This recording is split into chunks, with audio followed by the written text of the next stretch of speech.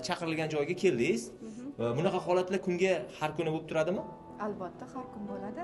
Ko'proq davleniyadan shikoyat qilishadi, istimadan shikoyat qilishadi. Nima bo'ldi sizga?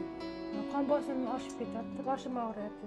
Qon bosim o'chib. Sharoitlar zo'r. Xonama-xona ham kiryaptilarmi? Ha, xonalarga ham kirib turaveradilar. Qaysi paytda bezovta qilibdi boshingiz? Ko'proq yurgan paytlar boshim aylanadi.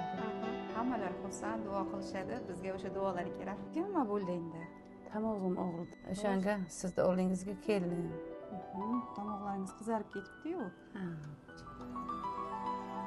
Yaxshimisizlar, yaxshi bo'llaringmi, hech nima bezovta qilmayaptimi deb bola ahvolimizdan so'rab turibdilar. 1-2 soatdan keyin chiqasiz, yana istimangizni o'lchab ko'ramiz, xo'p? Rahmat. Bachalarimni boshqa sog' salomatgina yursin.